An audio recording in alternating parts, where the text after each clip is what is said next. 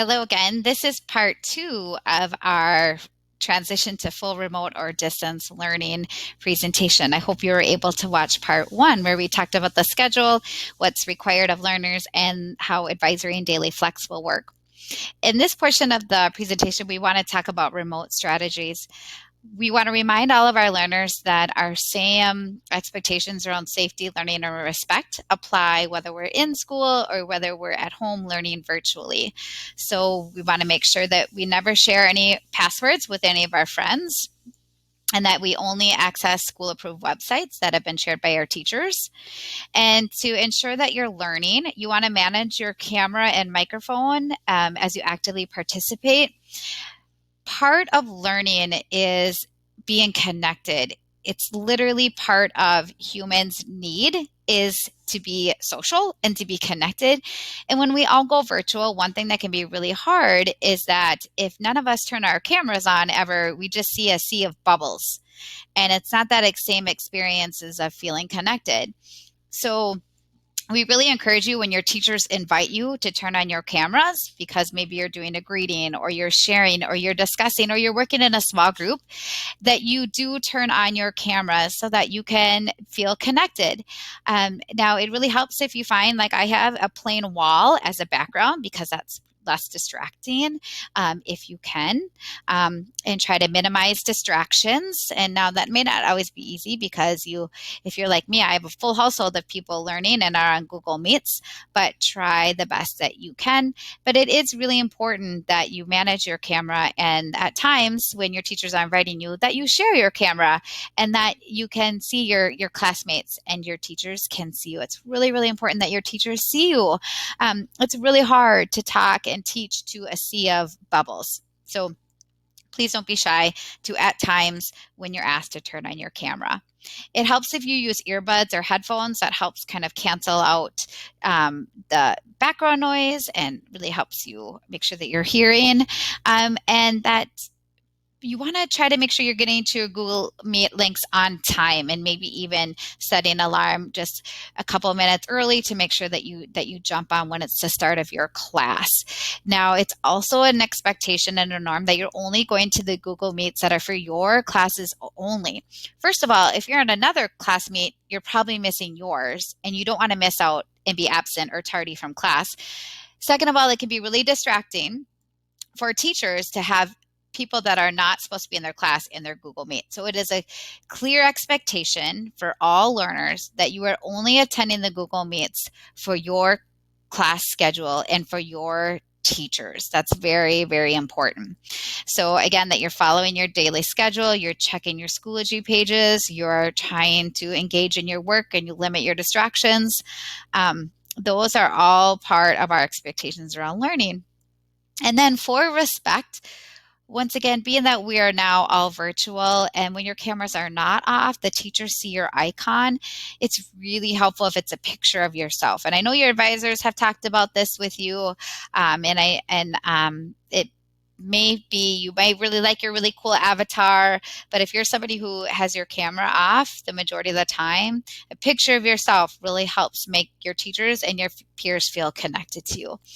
Please be sure to make sure you're showing respect for others' ideas, and that's whether you're in a small breakout room or that you're in a chat. Once again, just as we would be at school, we want to build community and make people feel safe and accepted. And we would never want to use those chat or breakout rooms in a way to make somebody feel unsafe or not accepted or disrespected in any way. And then, of course, also all of our school rules around honesty apply, and you always want to make sure that you're doing your own work and not plagiarizing or cheating. No, would not want to have any kind of academic dishonesty.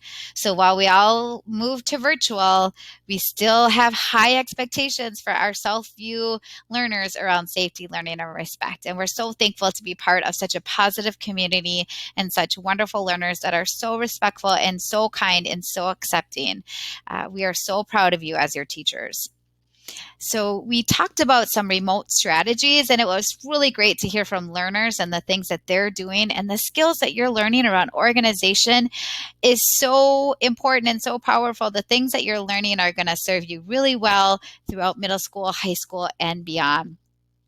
But it's really important that you start to set up some routines at home, and kind of a 4-point check-in system is that you know that you're checking Schoology. You go to your unit guides, you check your grades and look for missing assignments, and that you check your email, checking these things kind of on a regular basis. So now you're all going to be following your schedule. And while you have daily schedules, your teacher has made those Google Meet links. So it's going to be really easy for you to find all of your meets because they're all going to be in one place in your Google Meet icon. But you still might want to set alarms for yourself to make sure it's really easy when you're at home for that time to slip by you, and you want to make sure that you're following that schedule. So setting alarms, making sure you're going to your classes in order as they're scheduled, and making sure that you're using that class time to then work after you've attended your Google Meet with your teachers, that you keep working on that class and get that class activities or lessons, that you've engaged in them before you move on to your next class.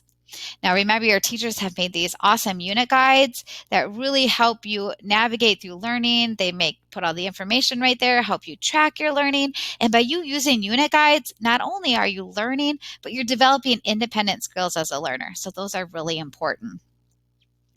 And remember, just like we always work on organization in middle school, it's so important when you're in distance learning, and that you try to start your day with a to-do list and check your list at the end of the day. You can cross off your list after you've completed them. Have your teacher emails nearby, and make sure that there's some great tools for managing your technology, and your advisor can help you with learning some of these skills. So at any time, if you feel like you are could have a better organizational system or better way to manage your technology, speak to your advisor and they can help you during those small groups or one-on-one academic check-ins.